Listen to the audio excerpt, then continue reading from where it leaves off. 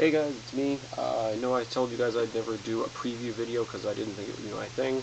I thought I would give one a whirl for the hell of it.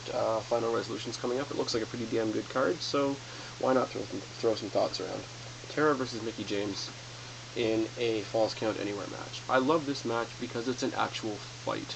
TNA has booked all their other matches to look like catfights, to look like diva, quote-unquote diva matches, whereas this is booked to be an actual fight.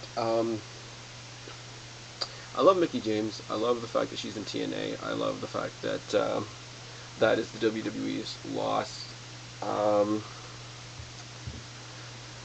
WWE's stupid for letting her go, and she's going to win this match because she's got to get a match against Madison Rayne eventually. That's it.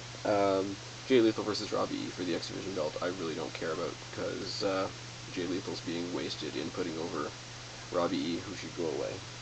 Williams versus AJ Styles. I want Williams to win. I don't think he will.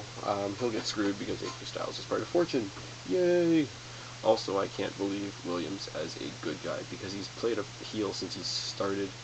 So constantly in the back of my head, I'm waiting for him to turn on somebody, go heel, go rejoin Fortune, something like that. But he's an amazing wrestler. AJ Styles is an amazing wrestler, but I don't see AJ Styles dropping the belt. Number one contenders match, Beer Money versus Ink Inc. I don't want Beer Money in this match. Yes, they're good wrestlers. They're not going to be a good match with Ink Inc. though. I would rather, if we were going to have somebody from Fortune going for the tag team titles, I would rather see AJ Styles and Kazarian, because they will have a great match with Ink Inc. and they would have a great title match with either Generation Me or the Motor City Machine Guns. I don't see Ink Inc. getting a push as much as I'd like to see it. I see Beer Money getting back in the title picture and trying to bring the titles into Fortune to make Fortune stronger. Generation Me versus the Motor City Machine Guns, which is a rivalry that I absolutely love, and I've said it many times. It reminds me of Edge and Christian versus the Hardys, and I mean that in all the complimentary ways possible. And to solidify that, they've got them fighting in a Full Metal Mayhem match, which is more or less a TLC match. Hard to predict what's going to happen in this match, but I don't see the Guns losing the belts in the last pay-per-view of the year. I see them going out strong, and maybe Generation Me getting a push later next year.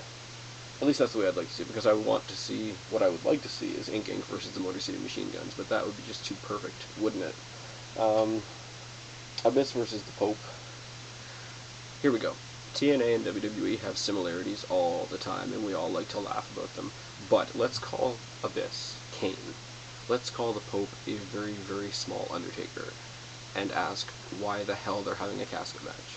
The whole idea came out of nowhere, other than the fact that Abyss is fucked up.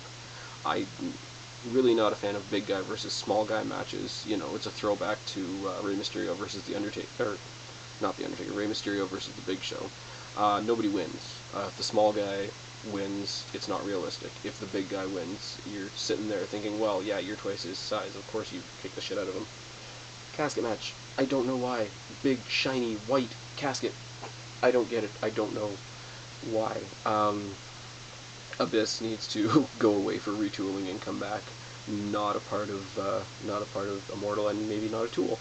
The Pope could be used better elsewhere, kind of, just like Jay Lethal, just like a lot of other guys that are being sacrificed to sell the Immortal Fortune takeover angle. Rhino versus RVD. The storyline going into this is kind of flimsy. I really think they're just patching matches together in TNA just to have the ex-ECW guys go against each other because they know they can. This is going to be a first blood match. They're going to beat the shit out of each other. I don't know who's going to win. I'd like to see Rhino win, but he's being a tool right now, so I kind of don't want to see him win. I never want to say anything against RVD, but you know, even the wrestlers we like, if we just see them win all the time, it's not special, it's not good anymore, and that's what RVD has done since he came back. He's, you know, been one of the lone soldiers against the big Immortal Fortune army. It's the biggest problem I have with TNA right now and what they're doing with this whole Immortal thing is there's nothing like what WWE did a while ago with Team WWE versus the Nexus, say, just as an example. there's Samoa Joe being one man by himself against Immortal, and then there's the Pope being one man by himself against Immortal, and then there's Matt Morgan being one man against himself. So it's 5 or 6 identical 15-on-1 stories, which is not only monotonous, but predictable at the same time. Now, the worst thing to come out of this Immortal thing, the worst gimmick that they've come up with since they started this, is Jeff Jarrett and his newfound appreciation for MMA. I don't know why they're doing this, it's crazy, but he's having a submission match with Samoa Joe, who has been dicked around story-wise for like 2 years. But if they sacrifice Joe's martial arts and submission and grappling integrity to sell this gimmick, I wouldn't blame him for quitting. Like, quitting TNA, going somewhere else, going somewhere where he's not always the butt of the storyline joke.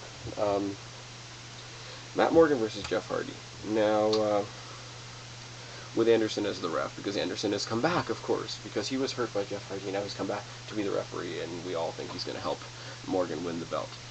We need to wake up. Morgan's not going to beat Jeff Hardy. Jeff Hardy is going to keep the belt. Jeff Hardy is going to keep the belt in Immortal. I don't like matches like this that are about the referee and not about the people competing in them, because it takes away from the competitors. If you are fighting for the biggest belt in the company, you should be considered the best, and you shouldn't need anything else distracting you. Now, that being said, I'll go back on what I've said for the past couple of months. I like the new dark Jeff Hardy. I don't think he should have had any allies when he went heel and dark and all that, because I think if he could be the way he's being right now on his own, and people would eat it up like soup. But because he's tossed in this ramshackle group of, I don't even know how they put this group together to begin with. It's kind of being lost in the shuffle, but I still like it.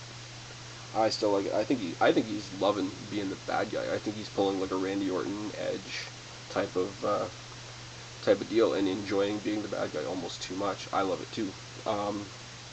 Other people have been heard to say, oh, you know, Jeff Hardy's not the way he used to be. We loved him when he came in and he was all colorful and dancing around like crazy and winning tag team belts with Matt. Well, we see where Matt's gone. Of course Jeff's going to change. Of course he's going to expand. Of course he's going to show that he can be more than just that crowd-pleasing guy. And if you expect him to not, then you're asking him to get fired, because if you can't change, if you can't stay new, people are eventually going to stop caring. Yeah, like I say, Hardy's going to win this. There's no ifs, ands, or buts about it. I will shit a brick if Morgan becomes the TNA champion, because I do respect him, but he does not need to be the TNA champion.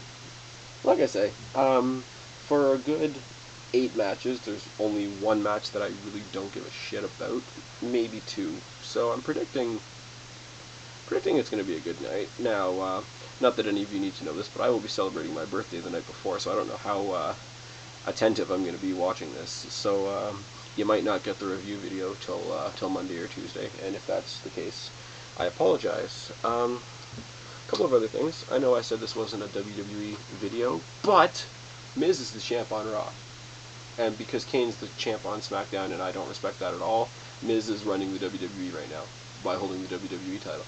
And I think that's fucking awesome. And all of you haters out there who are pissed off that Miz is the champion can suck it. I really don't care. I love it way too much. That's that. I'm not going to be the kind of YouTube guy that goes online begging for subs, begging for people to watch him. You're going to watch this. You're going to watch what I do. You're going to watch what I come on here and have to say if you want to and if you think it's worth listening to. And that's what I want. But that being said, a couple of people, SPYRA, ANDOVER being the main example, have been really helping sort of pass my word around. I really do appreciate it. Because of that, I am no longer in single digits. Today I got the note in my inbox that told me I had my 10th subscriber. And you know what? For other people out there that are doing this that have subscriptions in the hundreds or thousands, it doesn't seem like a big deal, but you know what? To me, I'm not in single digits anymore, and it's amazing. Thank you to all of you. Welcome for the new ones. It's great. It might make me sound incredibly lame, but I'm having my little 10 sub party, and I'm going to mock Robbie E with a good fist pump.